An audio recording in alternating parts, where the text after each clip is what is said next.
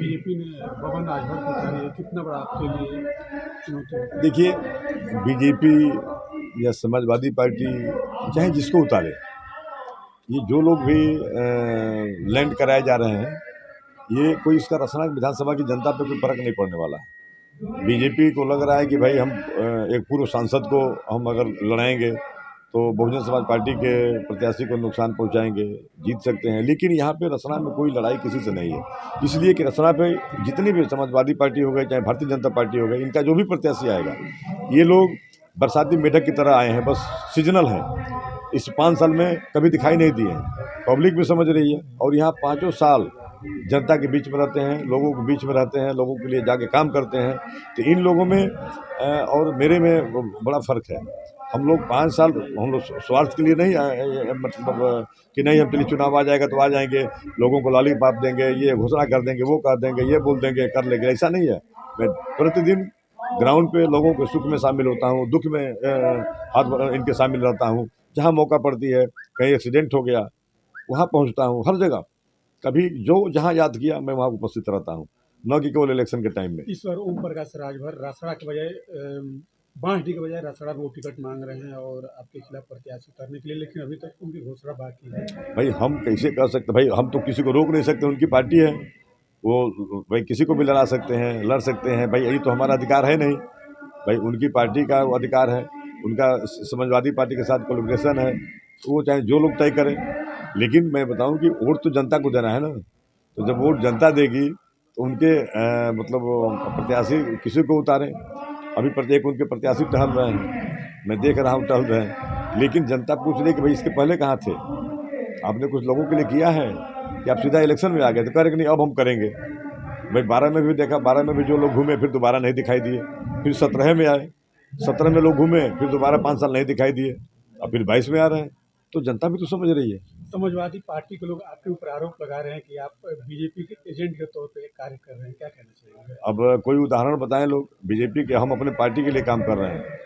और अगर अगर हम अपनी पार्टी को जिता रहे हैं, हम अपनी पार्टी को जिता रहे हैं और कोई हार रहा हो और उसकी खिसियानी बिल्ली जो खम्भा नोचे वाली हाल है, तो फिर आरोप लगाएं।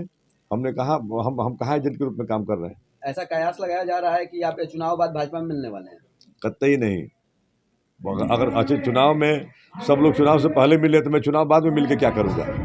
सब लोग तो चुनाव से पहले मिल रहे हैं, मैं चुनाव बाद मिल के क्या करूँगा? जिस पार्टी का मैं हाउस में लीडर हूँ, जिस पार्टी के राष्ट्रीय अध्यक्ष। विधायक जी, जिला पंचायत चुनाव में एक वक्त था कि आपके जमावड़ा थी भारतीय जनता पार्टी को लेकर, एक पार्टी में थी, भोज पार्टी में तमाम चेहरे थे, कदावर नेता थे उस समय, आप नीरज शेखर जी भी थे, उपेंद्र तिवारी भी थे। ऐसे में कवायद लगाई जा रही थी कि उमाशंकर सिंह भी कहीं न कहीं भारतीय जनता पार्टी से अपना तालमेल बना के चल रहे हैं। ऐसा है कि वो जिला पंचायत जो अध्यक्ष का जो चुनाव था, हमारे साथ जो उस समय प्रत्याशी थे हमारे दल के थे, माननीय श्री अंबिका चौधरी जी, और उन्होंने जितना विश्वासघात किया, जिस तरह से उन्होंने विश्वासघात किया, मेरे ही घर से सारे मेंबरों को बुला करके उनके पक्ष में मैंने मतदान की अपील किया। मेरे सारे मेंबरों को उनके पक्ष में मैं पोलराइज किया, और जब सारे मेंबरों को कर लिया तो वो सीधा जा करके समाजवादी पार्टी के गोद में बैठ गए। तो उस स्थिति में तो मुझे कुछ भी करना था। हमारे राष्ट्रीय अध्यक्ष जी का निर्देश था कि आप जो भी करो उसको चुनाव हराना है। और फिर मैं, चूँकि मैं नहीं कहीं गया, मैं अपने घर पे था, यहीं पे जहाँ पर मैं जिसको आना था वो आया। भाई क्योंकि हम आपका अपना वोट दे रहे हैं, हम आपको अपना वोट दे रहे हैं। और मैं लड़ाई अगर 2 दिन और टाइम मिल गया होता तो फिर पता चलता कि लड़ाई क्या होती। लेकिन फिर भी उनको भी पता चल गया कि बहुजन समाज पार्टी से बगावत करने का क्या नतीजा हुआ। हमको 5 वोट की ज़रूरत थी, केवल 5 वोट की ज़रूरत थी, हम 24 वोट गए थे। लेकिन ऐसा नहीं है, लड़ाई तो वो दूसरी लड़ाई थी, स्वाभिमान की लड़ाई थी। राजनीतिक गलियारों में चर्चा ये भी आ रही है, राजनीतिक गलियारों में चर्चा ये भी आ रही है कि वर्तमान में जो प्रत्याशी आपके सामने उतरे भारतीय जनता पार्टी के, बब्बन राजभर, कहीं ना कहीं आपका भी भारतीय जनता पार्टी से तालमेल रहा, इसलिए इसके कमजोर कैंडिडेट को आपको मैदान में उतारा। अब आप ये बताइए, इस भारतवर्ष की सबसे बड़ी पंचायत के वह मेंबर हैं, उसको कमजोर मान रहे हैं। और जो लोग को जा करके स्कूल चलाते हो, बच्चों से बैठ के फीस काटते हो, वसूली करते हो एग्जाम का नकल कराने के लिए, उनको आप मजबूत मानते हैं। और आप ये नहीं देख रहे हैं कि अभी दूसरे पत्रकार साथी ने कहा कि आपके सामने इतने मजबूत प्रत्याशी लाया गया बीजेपी की तरफ से, तो भाई आप सभी अभी आपस में पत्रकार भाइयों में भी वही आपसे प्रत्याशी है जो 2012 में भी चुनाव मैदान आपके मैदान में थे, कांग्रेस से थे। उस समय ओम प्रकाश राजभर की पत्नी लड़ी थी, राजभर वोटों का बंटवारा हुआ, उस समय ओम प्रकाश राजभर जी की पत्नी लड़ी थी, तब जाकर के वोट कम पाए। लेकिन आज वो सही बात है, आज अगर वह मेरे लिए दिक्कत है कि अगर राजभर समाज का वोट अगर वह उनके साथ पोलराइज हुआ तो भाई जिस तरह से राम इकबाल सिंह भी 2012 में मेरे साथ लड़े थे भाजपा से, आज जब 19,000 वोट पाए थे, आज जब राम इकबाल सिंह की पार्टी का मैंने भाजपा का गठबंधन ओम प्रकाश राजभर के साथ हो गया तो ओम प्रकाश राम इकबाल सिंह 58,000 वोट पा गए, 19,000 और 58,000 3 गुना वोट बढ़ गया। तो ये तो मेरे लिए तो है ना स्ट्रेटेजिकल, इसलिए कि राजभर वोट को लेकर आप परेशान हैं? नहीं परेशान नहीं है, एक पोलराइज होगा वोट भाई। राम इकबाल सिंह 19 में 12 में 19,000 वोट पाए थे 2012 में, और केवल अकेले बीजेपी लड़ रही थी और केवल गठबंधन हो गया भाजपा से तो वो 58,000 वोट पा गए। ये वोट कहाँ से आ गया? राम इकबाल सिंह तो 19,000 में थे, 19 दिन भी विधानसभा में नहीं रहे 5 साल, वो थे बलिया घूम रहे थे, बलिया टिकट मांग रहे थे, नॉमिनेशन से 3 दिन पहले आए 58,000 वोट पा गए। तो कहीं ना कहीं है ना भाई, मैंने तो मैं तो यही लोगों को कन्विंस कर रहा हूँ, सब समाज से कर रहा हूँ कि आप लोगों को आपके नेता जाति में बांट के राजनीति कर रहे हैं। तो 2022 का चुनाव किस मुद्दे पर रहेगी इस बार? 2022 के चुनाव 2007 से 12 में बहुजन समाज पार्टी द्वारा कराए गए कार्यों, बहुजन समाज पार्टी द्वारा शिक्षा के क्षेत्र में, मेडिकल के क्षेत्र में, गांव के विकास के क्षेत्र में, लाइन ऑर्डर के क्षेत्र में जो काम किया है उसको लेके हम फिर लोगों के बीच में कंपैरिजन करा रहे हैं, तुलनात्मक श्रेणी बना के कि 2012 से 17 में क्या था, 2017 से 12 में क्या, 17 से 22 में क्या था, 2007 से 12 में क्या था। फिर लोगों को लग रहा है कि सबसे बेहतर सरकार बहुजन समाज पार्टी की थी।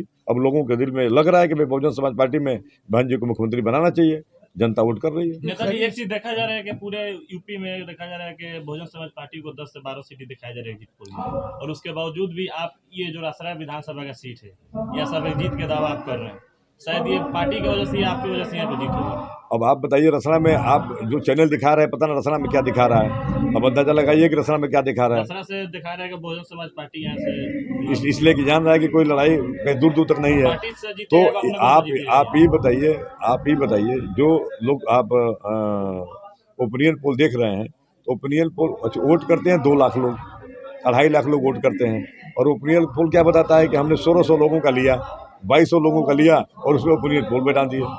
तो ओपिनियन पोल जब भाई मीडिया को मैनेज करके ही बनाना है तो ओपिनियन पोल का कोई मतलब नहीं है। 2007 से 12 में ओपिनियन पोल कहाँ हमको दिखाते कि हम सरकार बनाएंगे, 2007 से 12 में भी नहीं दिखाया था। 2007 से 12 में भी ओपिनियन पोल कहा था कि बहुजन समाज पार्टी अपने अस्तित्व की लड़ाई लड़ रही है, 3रे नंबर पर रहेगी। लेकिन यहाँ वाला तो सही है ना, यहाँ इस विधानसभा में क्या बहुजन समाज पार्टी भाई जनता, मैं कह रहा हूँ इसी विधानसभा के नहीं, इस विधानसभा के तो आप बता रहे हैं कि ओपिनियन पोल भी दिखा रहा है कि हम जीत रहे हैं। लेकिन एक सवाल और है, आपके विधानसभा क्षेत्र में ओम प्रकाश राजभर एक पूर्वांचल के प्रदेश की एक शख्सियत है, अखिलेश यादव को राइट हैंड के रूप में जाने जा रहा है, तो भी आपको चुनौती दे रहे हैं कि समाजवादी पार्टी और सुभाषपा जो गठबंधन प्रत्याशी होगा आपके सामने एक मजबूत ग्रुप में खड़ा होगा। आप एक तरफ सत्ता, एक तरफ ओम प्रकाश राजभर, तो बहुजन समाज पार्टी के लिए बहुत बड़ी चुनौती नहीं हो सकती? वोट जनता को देना होता है।